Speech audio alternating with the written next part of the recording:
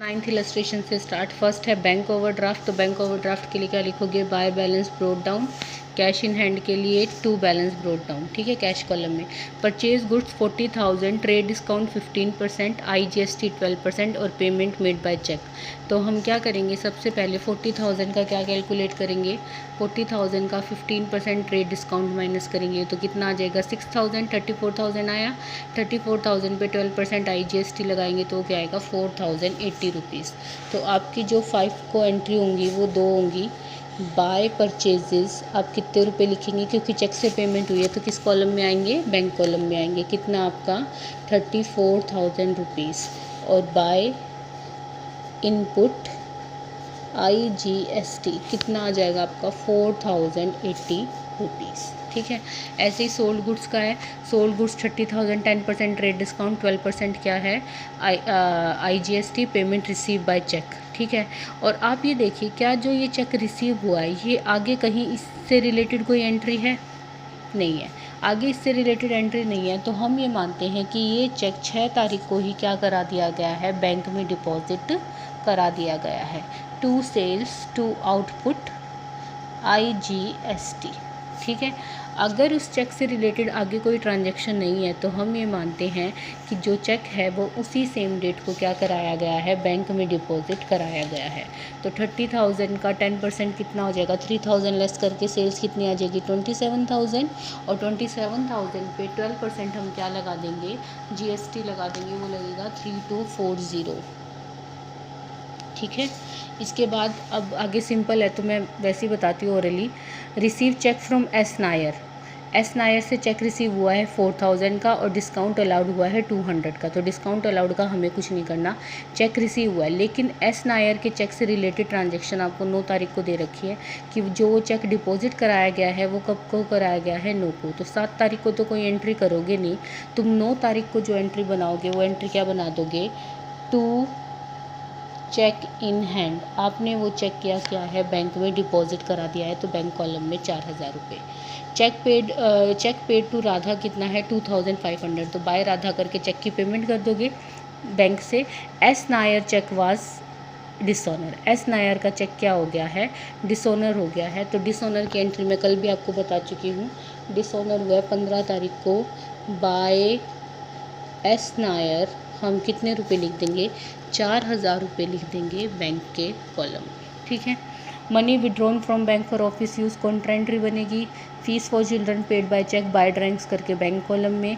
Check receive from Hira and endorse to Sunita 27 जनवरी को। तो 25 तारीख को हीरा से रिसीव हुआ तो भी एंट्री नहीं बनेगी और 27 तारीख को सुनीता को एंडोर्स हुआ तो भी एंट्री नहीं बनेगी। इन्हें कैश बुक जनरल एंट्री तो बनेगी बट इन्हें कैश बुक इसकी एंट्री नहीं होगी, क्योंकि 25 तारीख को जब रिसीव करोगे तो एंट्री बनेगी cheque in hand to Heera, और जब एंडोर्स करोगे तो एंट्री बनेगी Sunita to cheque in hand. By bank charges, और फिर वही सेम ट्रांजेक्शन है कि 700 रुपीज़ रखकर बाकी सारा बैलेंस क्या कर दिया गया है, बैंक में डिपॉजिट करा दिया गया है। तो इनकी फिर लास्ट एक कॉन्ट्रा एंट्री बनेगी 5,000 रुपीज़ की, ठीक है। कैश का टोटल करो 14,200 आ रहा है, इधर का टोटल करो आपका 8,500 आ रहा है, ठीक है। कैसे, कैश की रिसीव साइड का टोटल है 14,200 और पेमेंट साइड का जो टोटल है वो कितना आ रहा है आपका 9,500। तो आपका जो बैलेंस बच रहा है वो कितना बच रहा है, बैलेंस यहाँ आपका बचेगा 5,000, नहीं सॉरी, ये आपका बैलेंस कितना रिसीव होएगा, इधर आपका 8,500 है, सॉरी ये टोटल जो है ये 8,500 है, 4,000 प्लस 4,500, 8,500। तो जो आपका बैलेंस बच रहा है कैश का वो कितना बच रहा है 5,700। इन्होंने क्या कहा है कि ऑफिस में केवल कितने रुपए रखने हैं 700, बाकी सारा क्या कर देना है, बैंक में डिपॉजिट करा देना है। तो 500 रुपये की आप क्या बना दोगे, कॉन्ट्रा एंट्री, ठीक है। समझ में आ गया भाई। इसके बाद आपका 10th क्वेश्चन है, देखिए 10th question, cash in hand bank balance कर लोगे। Receive cheque from Mohan, cash receive from sale of shares. ये पॉइंट देखिए, cash receive from sale of share, तो आप इसको लिख दोगे टू इन्वेस्टमेंट करके, जब भी शेयर्स बेचे जाएंगे तो उसके लिए क्या लिखा जाएगा, टू इन्वेस्टमेंट करके। मोहन एंड कंपनी के चेक के बारे में आगे कोई इन्फॉर्मेशन नहीं है तो आप ये मानेंगे कि वो चेक उसी दिन बैंक में डिपॉजिट कराया गया है। Receive cash 900 and cheque 700 for cash sales. अब ये वाला पॉइंट देख लीजिए, क्योंकि जो ये चेक रिसीव हुआ है 8 तारीख को, paid into bank including check receive from 5th and 8th जनवरी। तो पेड इनटू बैंक कितना किया गया है, 5th और 8th जनवरी के चेक को भी क्या करा दिया गया है, जमा करा दिया गया है। तो ये ट्रांजैक्शन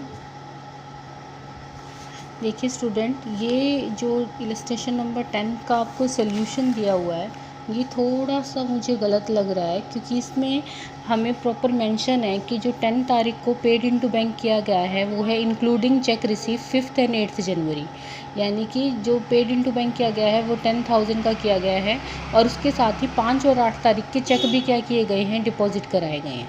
ठीक है, और तुम्हारी बुक में जो सोल्यूशन है उसमें क्या किया गया है, मोहन का चेक भी उसी दिन डिपॉजिट करा दिया गया, और जो सेल्स है उसको भी क्या कर लिया गया है, कैश में ही लिखा गया है। जबकि सेल्स टोटल है आपकी 900 तो कैश में हुआ है और 700 किस में हुई है, आपकी चेक से सेल हुई है।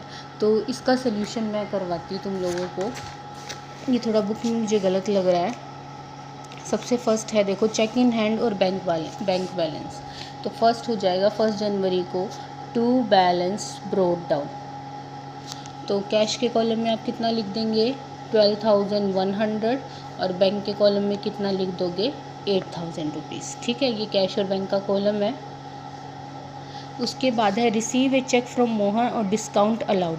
जबकि आपको इसके बारे में आगे ट्रांजैक्शन है तो आप इसको यहाँ पर शो नहीं करेंगे। 5 तारीख की आप कोई भी एंट्री नहीं बनाएंगे।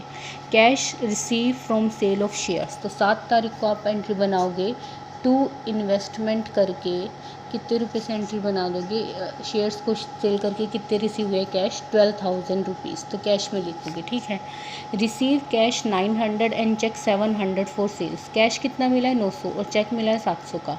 तो इस दिन ये चेक डिपॉजिट नहीं हुआ ना, तो 700 की तो कोई एंट्री करोगे नहीं। तुम 8 तारीख को जो एंट्री करोगे वो एंट्री क्या बनाओगे, टू सेल्स करके कैश के कॉलम में कितने रुपए लिख दोगे तुम, 900 रुपये। ठीक है, तुम्हें जो एंट्री बनानी है ना, paid into bank including check receive 5th and 8th जनवरी। तो आपने चेक रिसीव करे हैं 5 और 8 जनवरी को, और कितने रुपए डिपॉजिट कराए हैं, 10,000। तो सबसे पहले तो आप जो 10 तारीख को दोनों चेक हैं, यानी कि चेक इन हैंड डिपॉजिट कराओगे, वो कितने के डिपॉजिट कराओगे, एक तो मोहन का 4,000 का चेक और एक 700 रुपये का जो सेल से चेक हुआ था। तो बैंक के कॉलम में लिखोगे 4,700, क्योंकि आपने ये दोनों चेक क्या कर दिए हैं, बैंक में डिपॉजिट करा दिए हैं। और इंक्लूडिंग 5th और 8th, तो टोटल कितने जमा कराए हैं, 10,000 कराए हैं ना। 4,700 के चेक थे, तो जो कॉन्ट्रा एंट्री बनाओगे वो बनाओगे 5,300 की। ठीक है भाई, ये कॉन्ट्रा एंट्री बनेगी आपकी 5,300 की। तो कॉन्ट्रा एंट्री क्या बन जाएगी, बैंक टू कैश करके बैंक के कॉलम में, और बाय बैंक करके कैश के कॉलम में लिख दोगे कितने, 5,300। आ गई ये बात समझ में। ठीक है भाई, इसके बाद देखिए आपका क्या है, paid for repair of typewriter. तो क्या लिख दोगे, बाय टाइपराइटर, और आपको कुछ नहीं कह रखा तो आप ये पेड फॉर टाइपराइटर 200 रुपये किस में लिखोगे, कैश के कॉलम में लिखोगे। ठीक है, इसके बाद है drew a cheque for office 2,000 and personal use 15,000। Office के लिए निकाले हैं 2,000, तो जो ऑफिस के लिए वो तो है contra entry, by cash to bank 14 की। ठीक है, कैश बैंक के कॉलम में, बैंक कैश के कॉलम में, और जो खुद के पर्पज़ के लिए निकाले हैं वो क्या लिख दोगे, ड्राइंग्स लिख देंगे, कितने रुपए निकाले हैं, 1,500 रुपये। ठीक है भाई, pay to Chandrapal by cheque, तो बाय चंद्रपाल लिख दोगे। Give a cheque to Surendra cash purchase of furniture for the office, तो आप क्या लिख दोगे, बाय फर्नीचर करके बैंक के कॉलम में लिख दोगे। Receive a cheque from Naresh and company for commission, और देखो इससे रिलेटेड कोई एंट्री नहीं है ना, तो ये 20 तारीख को तुम क्या मानोगे कि ये उसी दिन आपने बैंक का डिपॉजिट कराया है, और आप नरेश का नाम नहीं लिखोगे, आप कमीशन नाम लिखोगे, क्योंकि कमीशन के आपको कितने मिले हैं, चेक के रूप में मिला है। Rent paid by cheque on personal account of Sant Narayan, rent paid by cheque on personal account. Personal account का मतलब उसने खुद का पर्सनल रेंट दिया है, तो बाय रेंट करके आप बाय ड्रैंक्स करके आप कहाँ लिख दोगे, बैंक के कॉलम में issue a cheque for petty cash, तो बाय पेटी कैश अकाउंट लिख दोगे। और instructed the bank to issue a bank draft 6000 in favour of Amrit Lal, और बैंक ने चार्जेस किए कितने, 20 रुपये। तो आप क्या लिखोगे, बाय अमृत कितने रुपए का चेक दिया है, 6000 का, बैंक के कॉलम में 6000 रुपये। साथ के साथ बाय बैंक चार्जेस कितने रुपए लिख दोगे, 20 रुपीज़ बैंक कॉलम। ठीक है भाई। Issue a bank draft 3900 from Raghubir in favour of 4000 due from him, received हुआ है और डिस्काउंट अलाउड हुआ है, तो बैंक ड्राफ्ट रिसीव हुआ है तो 2 रघुबीर करके बैंक कॉलम में, और बैंक ने सिक्योरिटीज पे इंटरेस्ट करा है तो 2 इंटरेस्ट करके। तो जो मेन मुझे गलत लगा वो क्या लगा कि जो आपकी बुक में 5 तारीख की एंट्री कर रखी है वो नहीं करनी थी, 8 तारीख को केवल 900 रुपये की एंट्री करनी थी, और जो आप 10 तारीख को काउंटर एंट्री बनाओगे वो बनाओगे 5300 की, और उसी दिन चेक इन हैंड करके बैंक में डिपॉजिट कराओगे रुपये। ठीक है, तो ये थोड़ा सा सोल्यूशन चेंज हो जाएगा। इसके बाद 11th क्वेश्चन है आपका, ये आपका लास्ट क्वेश्चन है related to 2 column cash book. इसके बाद पेटी कैश बुक स्टार्ट होगी, जो कि हम कल से स्टार्ट करेंगे।